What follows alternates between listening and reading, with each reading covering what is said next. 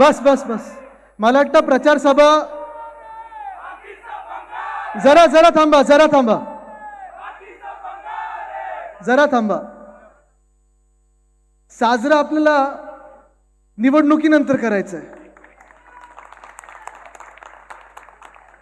9 वाजायला आलेले आहेत. शेवटचं टोक दिसत नाहीये. मला माहिती आपण इथे 1.5-2 तास बसलेला आहात. थांबणार आहात की निघणार आहात? पूर्ण भाषण ऐकणार आहात, गप्पा मारणार आहात की घरी जायचंय? भूक लागली आहे की बसायचंय?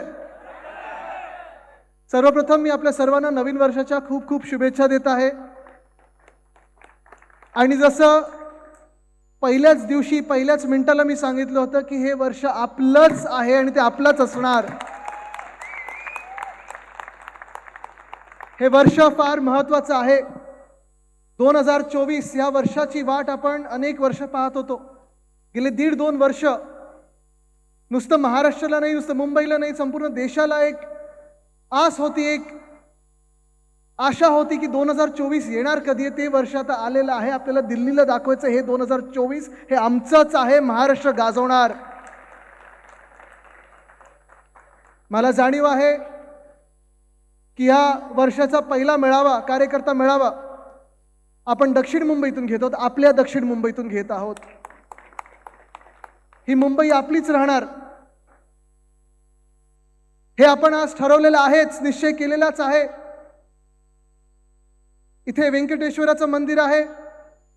आपल्या सर्वांचे आशीर्वाद आहेत. आज माझ्या आजीचं म्हणजे मा आजीचं आज जयंती. पण आज तिची आठवण येत असताना इथे सगळं मी माय माऊली बघत असताना, तुमचे सगळ्यांचे आशीर्वाद घेत असताना सुरुवात आपण ही जी करत आहोत ह्या दक्षिण मुंबईतून करत आहोत. कारण फार महत्त्वाची ही दक्षिण मुंबई आहे. संपूर्ण देशाचं लक्ष ह्या दक्षिण मुंबईवर असतं. खासदार अरविंद सावंत साहेबांना विचारा, तिथे दिल्लीत देखील असेल, जगभरात कुठेही असेल, दक्षिण मुंबईवर एक खास लक्ष असतं, महत्त्व असतं. कारण हीच दक्षिण मुंबई, हीच मुंबई देशाला चालवत आलेली आहे आणि देशाला पुढे नेत आलेली आहे.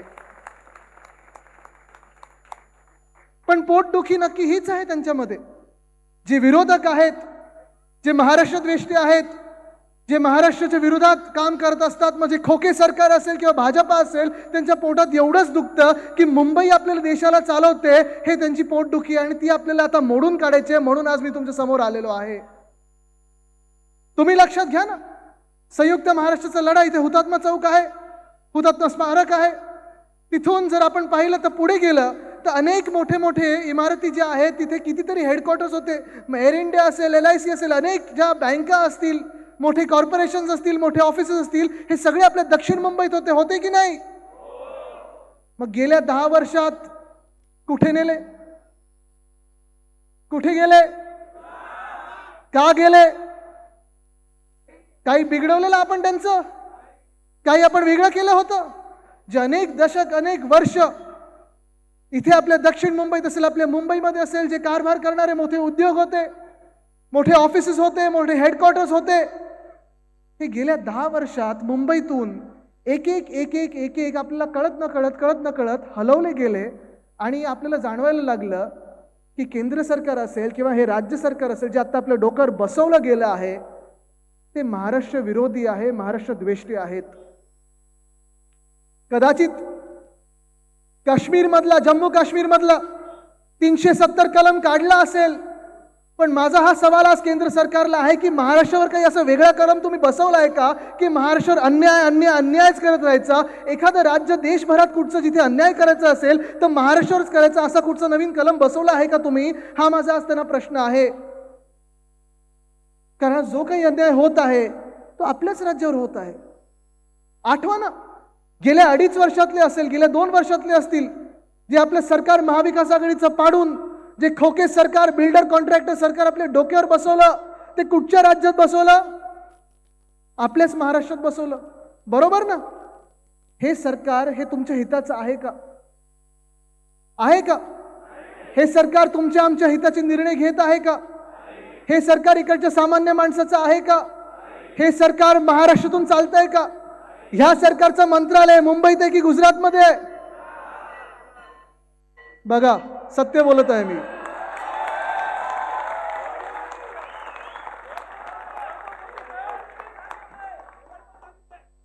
देवाने पण सांगितलं हे. हा इशारा आहे आपल्यासाठी. लक्षात घ्या तुम्ही. गेले 2 वर्ष असतील आणि त्याच्या आधीची आपली 2.5 वर्षाचं महाविकास आघाडीची सोडली तर जे काही आधी भाजपचं सरकार होतं, सतत आपण पाहतोय की जे काही आपल्या राज्याकडे यायचं होतं ते हळूहळू हळूहळू आणि आता तर जोरात, आता निर्लज्जपणे पलीकडच्या राज्यात ढकललं गेलंय. गुजरातला नेण्यात माझा काडी मात्र विरोध नाहीये. न्या जे काही तुम्हाला न्यायचं ते न्या, पण जे आमच्या हक्काचं आहे ते इथून खेचून घेऊन जाऊ नका, ह्याला माझा आक्षेप सतत असतो आणि असणार. सुरुवात करायची तरी कुठून करायची? कितीतरी वेळा आम्ही मोर्चे काढलेले आहेत, आंदोलनं केलेली आहेत, पण जे खोके सरकार बसलेलं आहे हे महाराष्ट्राचं सरकार नाही तर महाराष्ट्रद्रोही, महाराष्ट्रद्वेषांचं सरकार आहे. आणि परत परत मी सांगू इच्छितो की हे आपल्या हिताचं सरकार नाही. जर आपल्या हिताचं सरकार असतं तर वेदांता फॉक्सकॉन एक मोठा प्रोजेक्ट, आणि मी हे परत सांगतोय, वर्षाच्या सुरुवातीला सांगत आहे, कारण आता ह्या वर्षामध्ये निवडणुका जसं जवळ येतील, कदाचित एप्रिलमध्ये घेण्याचं निवडणुका चालू आहे असं माझ्या कानावर आलेलं आहे. पण ह्या निवडणुका जसे येतील तसे मोठे मोठे होर्डिंग यांच्या नेत्यांचे लावले जातील. 25 फुटाचे, 30 फुटाचे ॲड्स येतील पेपरमध्ये, टीव्हीवर त्यांचे चेहरे दिसतील. सगळीकडे जर आपण पाहाल तर जणू काही तेच तेच तेच सगळीकडे दिसतं. तुमच्या आरशामध्ये पण तेच दिसायला लागतील. पण आज तुम्हाला सांगतो ही सत्य परिस्थिती आहे महाराष्ट्रातली. गेल्या 2 वर्षामध्ये तुम्ही मला सांगा, ह्या महाराष्ट्रात फॉरेन डायरेक्ट इन्व्हेस्टमेंट जो FDI असतो तो एक तरी नवीन पैसा आपल्या राज्यात आलाय का? तुम्ही सगळे पेपर वाचता ना, बातम्या बघता, रेडिओ ऐकता, व्हॉट्सॲप युनिव्हर्सिटीमध्ये जाऊ नका, त्या खोट्या बातम्या असतात. पण तरी देखील तुम्ही मला सांगा, एक तरी नवा उद्योग आपल्या राज्यात आलाय का? आलाय? वेदांता फॉक्सकॉन हा आम्ही प्रयत्न करत होतो. डिसेंबर 21 पासून अनेक बैठका झाल्या, डॅव्होसमध्ये देखील भेटलो, त्यांचे जे अध्यक्ष आहेत, त्यांचे जे प्रेसिडेंट आहेत त्यांना भेटलो, सगळं झालं. जूनमध्ये सरकार पाडलं गेलं, तेव्हापर्यंत वेदांता फॉक्सकॉन आपल्या राज्यात येणार होतं, तळेगावमध्ये येणार होतं, पुण्यामध्ये येणार होतं. किती नोकऱ्या देणार होता माहिती का वेदांता फॉक्सकॉन? एक उद्योग आपल्या राज्यात किती रोजगार निर्माण करणार होता? 1 लाख लोकांसाठी रोजगार निर्माण करणार होता. 1 लाख.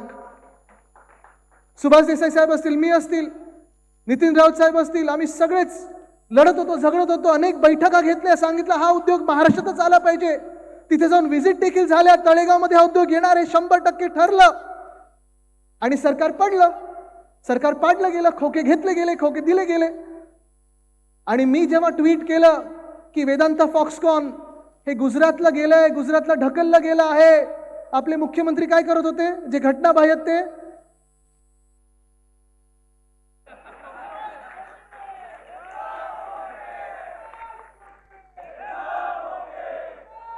जसं वेदांता फॉक्सकॉन गुजरातला गेलं तसं एअरबस टाटा गेलो कुठे? मेडिकल डिव्हाइस पार्क गेला कुठे? बल्क ड्रग पार्क गेला कुठे?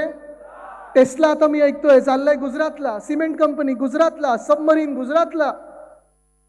मग महाराष्ट्रात काय, कशासाठी काय काय? हो मला ते कळलं, महानंदाचं दूध आता गुजरातला. पण मला आता प्रश्न आलाय, आज कालच मला व्हॉट्सअप कोणीतरी पाठवलं, अरे दूध जर तिथे गेलं तर माझ्या गाडीत जे कोल्ड कॉफी ठेवत होते त्याचं दूध कुठून आणणार ते? बाकी गए थे उधर, पळून गेले होते गुजरातला. पण हे वातावरण आहे आज महाराष्ट्रामध्ये. तुम्ही विचार करा, आज आपण महाराष्ट्रामध्ये प्रत्येक दिवस मेहनत करून लढत असतो, झगडत असतो, आंदोलन करत असतो, पण जे मुंबई लुटायचं काम चालू आहे यांचं, महाराष्ट्र लुटायचं काम चालू आहे यांचं, हे आपल्याला परवडणारं नाहीये. हे महाराष्ट्राला परवडणारं नाही, हे देशाला देखील परवडणारं नाहीये. परवाकडे जर आपण पाहिलं असेल, डायमंड बोर्स देखील इथे आजूबाजूला अनेक डायमंडचे इथे ट्रेडर्स राहत असतात, मला माहिती आहे ते इथे राहतात. त्यांना देखील फोन आले, त्यांना धमक्या दिल्या गेल्या की तुम्ही सुरतला नाही तर बघा तुमच्याबरोबर काय करतो. कारण भाजपचे जे मित्रपक्ष आहेत, कुठच्यात माहिती आहे का मित्रपक्ष भाजपचे? 3 मित्रपक्ष आहेत, ईडी, IT, CBI. त्यांना सांगितलं आमचे मित्रपक्ष तुमच्या ऑफिसमध्ये येतील. पण हे सगळं चालू आहे. फायनान्शियल सेंटर गुजरातला, वेदांता फॉक्सकॉन गुजरातला, एअरबस टाटा गुजरातला, 40 गद्दार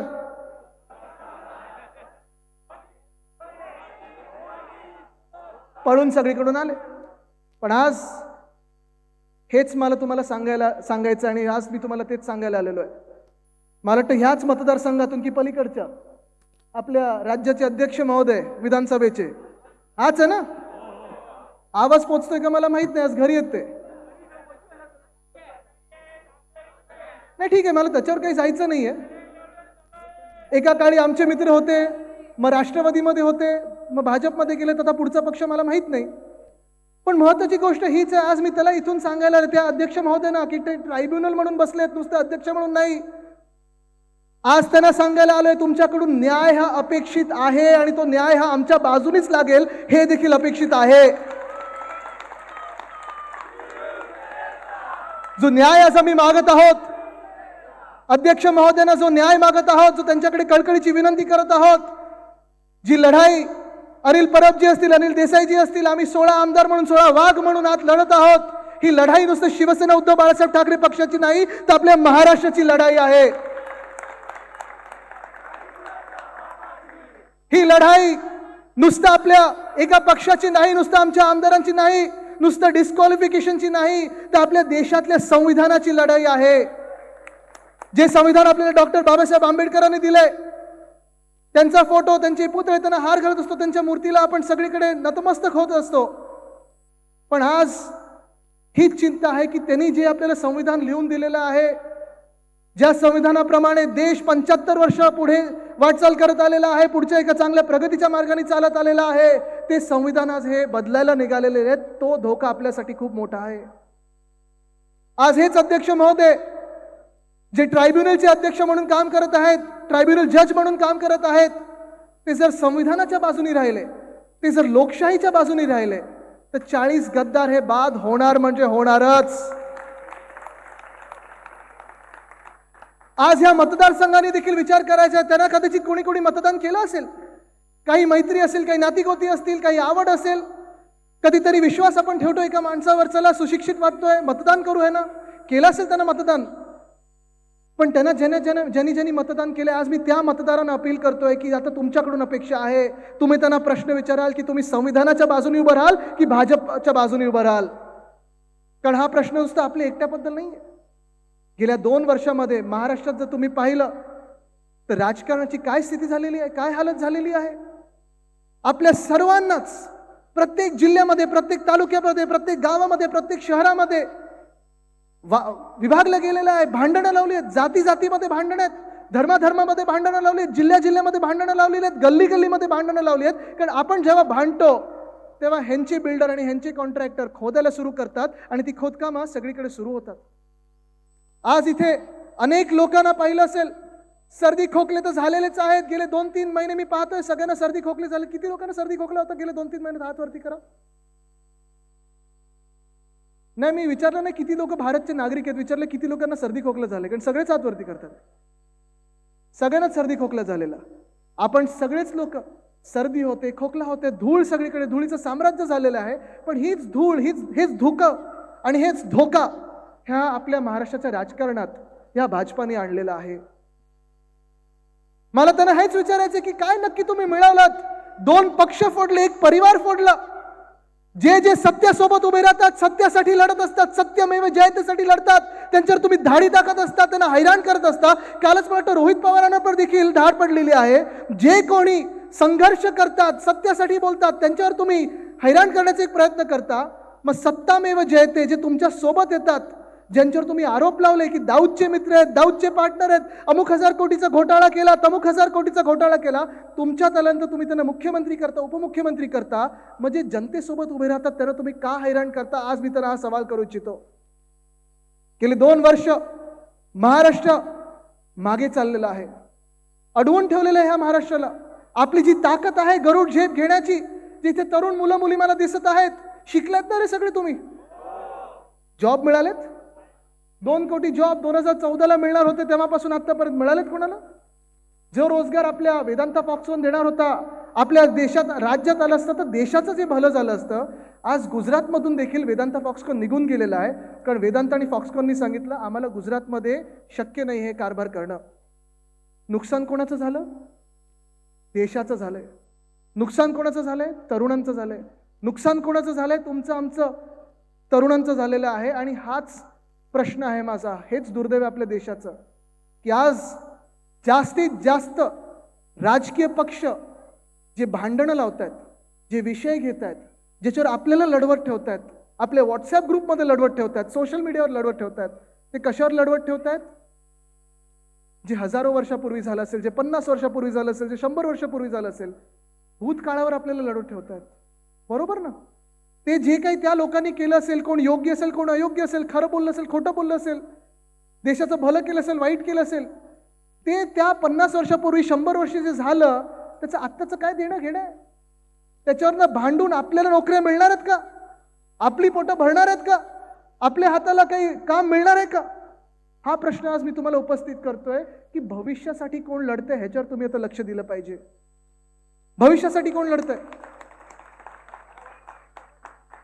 एका बाजूला आपण पाहताय की सगळीकडे असं काय चाललेलं आहे की जणू काही मुंबई खोदलेली आहे. विकासाच्या नावाखाली हे बिल्डर आणि कॉन्ट्रॅक्टर प्रत्येक गल्ली खोदत आहेत. पण जो मी रस्त्याच्या घोटाळ्याबद्दल बोलत होतो, ज्या रस्त्याचा घोटाळा मी मागच्या 15 जानेवारी 2023 बोलत होतो, आज तारीख काय? 6 जानेवारी 2024. मला सांगा तुम्ही, दक्षिण मुंबईमध्ये जो टेंडर घोटाळा झालेला आहे, तो टेंडर रद्द झालेला आहे, एका वर्षात एक तरी नवा रस्ता झालाय का इथे? 2023च्या टेंडर मधला एक तरी नवीन रस्ता सुरू झालेला आहे का? आणि हाच माझा आक्षेप होता. त्यावेळी पण मी तेच बोललो, यावेळी पण बोलतो की सीएम म्हणजे करप्ट मॅन, करप्ट मंत्री. घटना बाहेर जे मुख्यमंत्री आहेत हे करप्ट आहेत. त्यांना टेंडरमध्ये एवढा इंटरेस्ट आहे की आईस्क्रीम पण खातात तर टेंडर कोकोनटचा खातात. ट्रॅक्टर आणि कॉन्ट्रॅक्टर मधला फरक कळत नाही. पण आपल्या महाराष्ट्राचं वाटोळं करायला निघालेले आहेत, आपल्या मुंबईचं वाटोळं करायला निघालेले आहेत. दुःख ह्याच गोष्टीचं आहे. ठीक आहे ना, जर सरकार चालवायचं होतं तुम्हाला, आमचे लोक फोडले ना फोडा, खोके दिले द्या, सरकार बनवले बनवा. ठीक आहे, तुम्हाला माहिती आहे ना, लाज आहे ना, शरम आहे ना, हिंमत आहे निवडणूक लढण्याची, ते तर नाहीच आहे तुमच्यात. पण सरकार तरी नीट चालवले शिका थोडं तरी. आज आपण पाहताय एक सुद्धा रस्ता सुरू झालेला नाहीये. 6080 कोटीचा घोटाळा जो मी एक्सपोज केला त्याच्यावर आज पण मी ठाम आहे आहे आहे. आणि आज पण मी तुम्हाला सांगतो की येणारं सरकार हे आपलं आहे. आणि सरकार आल्यानंतर ज्यांनी ज्यांनी घोटाळा ह्याच्यात केलेला आहे ते जेलमध्ये जाणार म्हणजे जाणारच.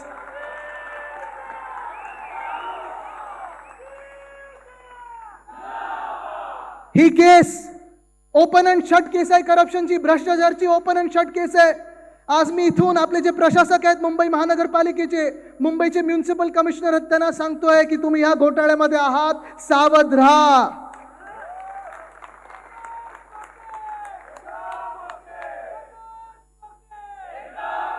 हे 50 खोके आता 500 खोक्यांवर गेलेले आहेत. पण सगळ्यांना अपना टाइम आएगा. आणि खोके खाण्याचं नाही तर हे ना दाखवायचं की कुठे तुम्ही जाणार आहात ते ठरवा तुम्ही. जसं मी तुम्हाला सांगितलं रस्त्याचा घोटाळ्याचा प्रश्न आहे, तसं स्ट्रीट फर्निचरचा घोटाळा आहे. संपूर्ण मुंबईमध्ये 263 कोटीचा स्ट्रीट फर्निचर घोटाळा केलेला आहे. तुमची आमची मुंबई हे विकायला निघालेले आहेत. स्ट्रीट फर्निचरचा घोटाळा पण असाच आहे. जसं मी त्यावेळी पण सांगत होतो की प्रधानमंत्री महोदयांच्या हातून हे रस्त्यांचं भूमिपूजन करू नका, कारण हे रस्त्यांचं काम खोटं आहे, काम सुरू होणार नाहीये. त्यांनी अपमान आमच्या पंतप्रधानांचा केलेला आहे, ते ह्या मिंदे सरकारने केलेला आहे. तसंच स्ट्रीट फर्निचरचा घोटाळा, 263 कोटीचा घोटाळा. माहिती आहे त्यांनी काय काय केलं त्याच्यात? कुंड्या घेणार, 10,000 कुंड्या झाडांसाठी, पण अजून झाडं कुठची लावणार त्याच्यात त्यांना काहीच माहिती नाहीये. टेंडरमध्ये दिले की एक कॉन्ट्रॅक्टर 13 गोष्टी घेणार विकत. कुठच्या गोष्टी, किती गोष्टी, काही माहिती नाहीये. किंमत कोणी ठरवली, काही माहिती नाहीये. चाललंय फाईल पास चालली. मी लोकायुक्तांना पत्र लिहिलेलं आहे. लोकायुक्तांनी मला फेब्रुवारीची तारीख दिली आणि ह्यांना देखील ज्यांनी ज्यांनी घोटाळे केलेत त्यांना जेलमध्ये टाकल्याशिवाय राहणार नाही आम्ही. सॅनिटरी पॅडचा घोटाळा, बाथरूमचा घोटाळा, रस्त्याचा घोटाळा. म्हणजे किती किती तुम्ही काय नक्की मिळवलं या महाराष्ट्रासाठी? सरकार पाडून स्वतःला खुर्चीवर बसवून काय नक्की मिळवलं? आज मला प्रश्न विचारायचा त्यांना. बरं, जी आम्ही कामं केली आहेत त्याचे उद्घाटन तरी करा, क्रेडिट तरी घेण्याचा प्रयत्न करा. म्हणजे सरकार चालवता येत नाही. अकार्यक्षम मुख्यमंत्री कधी एवढे मी पाहिले नव्हते. नुसतं खोके कसे काढायचे, धोके कसे द्यायचे एवढं माहिती आहे. पण आज आत्ताच्या तासाला देखील मुंबई ट्रान्स हार्बर लिंक तयार होऊन 3 महिने पडलेली आहे. 3 महिने. किती? 3 महिने. उद्घाटनाची वेळच मिळाली नाही. आत्ता आज मी पाहिलं थोडं, आज पाहणीसाठी फोटो सेशन झालेलं आहे, असं अशी बोटं बिटं दाखवून झालेलं आहे. 250 रुपये टोल म्हणजे गुजरातला सगळं फ्री. हा, बुलेट ट्रेन भूखंड BKC मधला कितीला दिला सावंत साहेब? फ्री, फुकट. गुजरातसाठी जर बुलेट ट्रेन असेल तर फ्री, पण आमच्या महाराष्ट्रातल्या लोकांसाठी जर MTHL आमच्या नवी मुंबईमधून मुंबईत यायचं असेल किंवा मुंबईतून महाराष्ट्रात म्हणजे जे मेनलँड आहे आपलं नवी मुंबईत जायचं असेल, चिर्ले गावात जायचं असेल तर 250 रुपये तुम्हाला भरायला लागणार. मला वाटतं पर किलोमीटर किती 10 की 12 रुपये लागतात तुम्हाला. हा कसला न्याय? काय एवढा अन्याय तुम्ही माझ्या महाराष्ट्रावर करताय? 3-3 महिने तुम्हाला उद्घाटनाची वेळ मिळत नसेल तर लोकांसाठी खुलं तरी करून द्या. ह्या नोव्हेंबर-डिसेंबर मध्ये मी पाहत होतो, वाशी टोलला असेल कितीतरी रांगा लागल्या होत्या, 4-4, 5-5 किलोमीटरच्या रांगा लागल्या होत्या. मुंबई पुणे हायवे 6-6 तास लोक अडकलेली होती. पण आम्हाला उद्घाटनाची तारीख मिळत नाही, दिल्लीवरनं आदेश मिळत नाही. उघडायचं कसं? जनतेचे आम्ही सेवक नाहीच आहोत. मी आज ह्या घटनाबाह्य मुख्यमंत्र्यांना सांगतोय की जर या 15 जानेवारीपर्यंत तुम्ही MTHL खुला केला नाही तर आम्ही जाऊन खुला करू.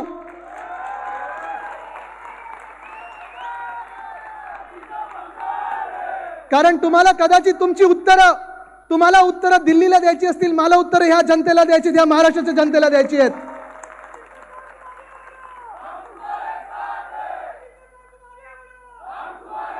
जसं MTHL आहे तसं दिघा रेल्वे स्टेशन आहे. उद्या मी दिघा रेल्वे स्टेशनला चाललोय. 8 महिने दिघा रेल्वे स्टेशन तयार आहे नवी मुंबईमध्ये. आमचे स्थानिक खासदार राजन विचारे साहेब लढत आहेत, पार्लमेंटमध्ये विषय घेतला, रेल्वे मंत्र्यांना पत्र लिहिले, मी 2दा पत्र लिहिले. आता मी त्यांना खुलेआम सांगतो रेल्वे मंत्र्यांना की मंत्री महोदय, आम्ही तिथे जाऊन सेल्फी देखील काढू तुम्ही जे काही होर्डिंग लावाल त्याच्यासोबत, पण आमच्या महाराष्ट्रासाठी हे रेल्वे स्टेशन खुलं करा. उरण लाईन तसाच रखडून ठेवलेली आहे. नवी मुंबई मेट्रो देखील 5 महिने तयार होती आणि बंद पडली होती कारण उद्घाटनाची वेळ मिळत नव्हती. मी 2दा ट्विट केलं, पत्रकार परिषद घेतली आणि त्या दिवशी घटनाबाह्य मुख्यमंत्र्यांनी सांगितलं की नाही आदित्य ठाकरे खूप बोंबाबोंब करतोय, चला आता उघडून टाका. तर खुली झाली ती. हा आपला इम्पॅक्ट आहे आणि हा इम्पॅक्ट आपल्याला मतदानामध्ये दाखवायचा आहे. पण MTHL असंच, दिघा रेल्वे स्टेशन असंच, उरण लाईन असंच, डोंबिवली मानकोली कनेक्टर असेल, आमच्या दक्षिण मुंबईतला कोस्टल रोड. तुम्हाला आज सांगतो मी, जर आपलं महाविकास आघाडीचं सरकार असतं, उद्धव साहेब जर मुख्यमंत्री असते तर MTHL हे सप्टेंबर 2023ला आपण सुरुवात केली असती. वरळी शिवडी कनेक्टर हे ऑक्टोबरमध्ये झालं असतं आणि आपला कोस्टल रोड हा डिसेंबर 2023मध्ये झाला असता. पण आज दुःख याच गोष्टीचं आहे की हे सगळं मुंबईत आहे, महाराष्ट्रात आहे, म्हणून जेवढं रखडून ठेवतात काम तेवढं रखडून ठेवा. का तर जेवढं काही ओरबडता येतं इथून ते स्वतःच्या खात्यात टाका. जे काही इथून हलवता येतं ते हलवा गुजरातला, आणि मग सगळं काही इथे नष्ट झालं, उद्ध्वस्त झालं, त्याच्यानंतर हे सगळे रस्ते खुले करा. म्हणजे आपण आंदोलनात मोकळे, रस्ता रोको करा, तुम्ही रस्ता रोको करा, उपोषण करा, काही करा. पण आज जो महाराष्ट्रावर अन्याय होतोय ना, तो ह्याच गोष्टीसाठी मला दुःख आणि माझा राग ह्या गोष्टीसाठी आहे. तुम्ही इथून किती लोक कोकणात जातो? हा, आता मला तुम्ही सांगा, मुंबई गोवा हायवे महामार्ग किती वर्ष सुरू आहे? बरोबर आहे. गेल्या 10 वर्षात आपण किती वेळा ऐकले की आता पूर्ण होणार, पुढच्या वर्षी पूर्ण होणार. मागच्या सप्टेंबरमध्ये आपल्याला किती वेळा ऐकू आलं की आता डिसेंबरपर्यंत होतंय. झालंय खड्डेमुक्त? नाही झालंय. मग इतर राज्यांना जर चांगले रस्ते मिळत असतील तर माझ्या महाराष्ट्रात एवढा नॅशनल हायवे खराब कसा आणि का? नाशिकला किती लोक गेले तो? आता आपलं अधिवेशन असेलच तर तुम्ही सगळे कार्यकर्ते म्हणून, शिवसैनिक म्हणून यालच. रस्ता मुद्दामून थांबून पहा. एवढा भयानक रस्ता, एवढा खराब रस्ता मी कधी आयुष्यात पाहिला नसेल. मी महिन्यातून 1-2दा जात असतो तिथे. खराब रस्ता म्हणजे तिथे लेपाची दुकानं काढायचे वाटतात आता मला रस्त्यामध्ये. बिझनेस तरी नवीन चांगला काहीतरी काढू शकू आपण. मुंबई गुजरात हायवे असेल, प्रत्येक आपला राष्ट्रीय महामार्ग असेल, हा खराब. मुंबई सगळी खोदलेली. आणि आज जो भयानक प्रकार सुरू झालाय तो हाच आहे की इकडे आपल्या दक्षिण मुंबईमध्ये, माझ्या वरळी मतदारसंघामध्ये, खासदार साहेब आपल्या दोघांच्या मतदारसंघामध्ये जो महालक्ष्मीचा रेसकोर्स आहे, तो रेसकोर्स देखील बिल्डरांना विकायला निघालेले आहेत. तुम्ही मुंबई लुटू देणार आहात का या बिल्डर सरकारला? हे तुम्हाला चालतंय का? जो 226 एकरचा भूखंड आहे, जो ओपन स्पेस आहे, ठीक आहे, मला मान्य आहे की सगळीकडे कामं चालू आहेत, सगळे रस्ते खोदले असतील, जिथे कामं चालू असतील तिथे. पण मुंबईत एक देखील ठिकाणी कुठेही काम सुरू नसताना खोदून ठेवलेलं आहे, सिवर लाईनसाठी, गटारासाठी सगळं काही ठेवलेलं आहे. तर एकमेव ओपन स्पेस आमच्या दक्षिण मुंबईमध्ये एवढी मोठी आहे 226 एकरची. तिथे देखील मला परवाच कळलं, मी ट्विट केलेलं आहे, हे आपण सर्वांनी लक्षात घ्यावं की 226 एकरमधून 90 एकर हे रेसिंगसाठी देणार घोड्यांच्या, आणि बाकीचं बिल्डर कॉन्ट्रॅक्टर सरकार स्वतःसाठी घेणार आहे. मान्य आहे तुम्हाला? मी आज ह्या खोके सरकारला सांगत आहे आणि RWITC ला देखील सांगत आहे, जे रेसकोर्स चालवतात, की तुम्हाला घोड्यांचं शर्यत करायची नसेल नका करू. कारण आमचे कितीतरी लोक मुंबईकर रोज तिथे सकाळी आणि संध्याकाळी योगा करायला जातात, प्राणायाम करायला जातात, चालायला जातात, धावायला जातात. जर तुम्हाला ती जागा नको असेल तर आम्हाला प्लेग्राऊंड करून द्या, मोकळं मैदान करून द्या तरी चालेल, पण तिथे एक वीट आम्ही लावू देणार नाही, बिल्डरांना घुसू देणार नाही. कारण आज पाहता आपण बिल्डर सगळीकडे घुसत चाललेले. एक तर पालकमंत्री झालेत आणि आपल्या BMC मध्ये जाऊन बसलेत. सगळीकडे कासा कासा कासा सगळीकडे लागणार आहे. ते काय लागतं ना त्यांचं. हे तुम्हाला आता बघायचं आहे की आपल्या मुंबईमध्ये तुम्ही राहणार की हे बिल्डर आणि कॉन्ट्रॅक्टर राहणार आहेत. आज धोका हाच आहे, रेसकोर्सचा आहे. मी आज भाजपला थेट सवाल करत आहे की भाजप प्रणित हे खोके सरकार आहे. भाजप ह्या रेसकोर्सच्या जे काही बिल्डर कॉन्ट्रॅक्टर गिळायला निघालेले आहेत त्यांना पाठिंबा करतं की विरोध करतं, हे मला आज त्यांना प्रश्न विचारायचा आणि तुमच्या समोर आज मी विचारत आहे. कारण उत्तर देखील असंच आमने सामने मिळालं पाहिजे. पण आज जी काही परिस्थिती आपल्या राज्यात आहे, जी काही परिस्थिती आपल्या मुंबईत आहे, ही जर बदलायची असेल, हे जर परिवर्तनाचे वारे आपल्याला गल्ली गल्लीत न्यायची असतील, तर तुम्हाला मुंबईकर म्हणून, तुम्हाला महाराष्ट्रीयन म्हणून विचार करायला लागेल, तुम्हाला मराठी माणूस म्हणून विचार करायला लागेल, तुम्हाला महाराष्ट्र म्हणून विचार करायला लागेल. आज विचार तुम्हाला सगळ्या जातीपाती धर्म सोडून महाराष्ट्राची ओळख काय, आज विचार तुम्हाला देशाची ओळख काय, हा विचार प्रत्येकाचा जर मनात असला तर आपल्याला कोणी आपल्यामध्ये भांडणं लावू शकत नाही. पण प्रत्येक राज्यात जिथे जिथे भांडणं लागलेत, जिथे जिथे रोजगार बाजूला झालेला आहे, जिथे जिथे तुम्हाला रस्त्यावर आणलेलं आहे, तिथे तिथे हे अशा शक्ती भाजपसारख्या जिंकून येतात आणि मग लोकांची कामं करायची नाही, नुसतं भांडणात व्यस्त ठेवायचं. पण जिथे जिथे विकासाबद्दल सांगितलं जातं, जिथे जिथे शाश्वत विकासाबद्दल चर्चा होते, तिथे आपल्या इंडियामधून जी इंडिया अलायन्स आहे, जे देशभक्त पार्टीज आहेत, त्याच्यामधून कोणते जिंकलेलं आहे. आज विचार स्पष्ट आहे. आज तुम्हाला निवडायचं आहे. तुम्हाला संविधान जे डॉक्टर बाबासाहेब आंबेडकरांनी दिलंय ते पाहिजे की हे लिहितील ते संविधान पाहिजे. तुम्ही ओळखा आणि तुम्ही निवडा काय पाहिजे तुम्हाला, कुठचं संविधान पाहिजे तुम्हाला. नाही तुम्ही नक्की सांगा, ऐकू नाही आलं मला. पाहिजे ना. मग आपल्याला महाविकास आघाडी सरकारला आणि महाविकास आघाडीला पुन्हा एकदा जिंकवायला लागेल, देशात परिवर्तन आणायला लागेल. कारण आज आपण पाहताय देश म्हणजे तुम्ही आम्ही सर्व आहोत आणि आपल्याला चिंता एकाच गोष्टीची आहे की लोकशाही टिकणार की नाही. आपल्याला चिंता एकच आहे, संविधान आपलं जसं आहे तसं राहणार की बदलणार.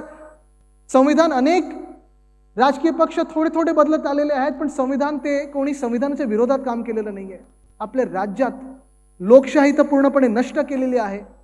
40 शहरांमध्ये आज महापौर नाही आहेत. भ्रष्टाचाराचा कारभार सुरू आहे. म्हणजे तुम्ही पहा, उद्योग क्षेत्र कोलमडलेलं आहे. गावाकडे जा, कधी गारपीट होते, कधी अवकाळी पाऊस होतो, कधी दुष्काळ पडतो, कधी ओला दुष्काळ असतो, पण मदत कोणाला मिळत नाही.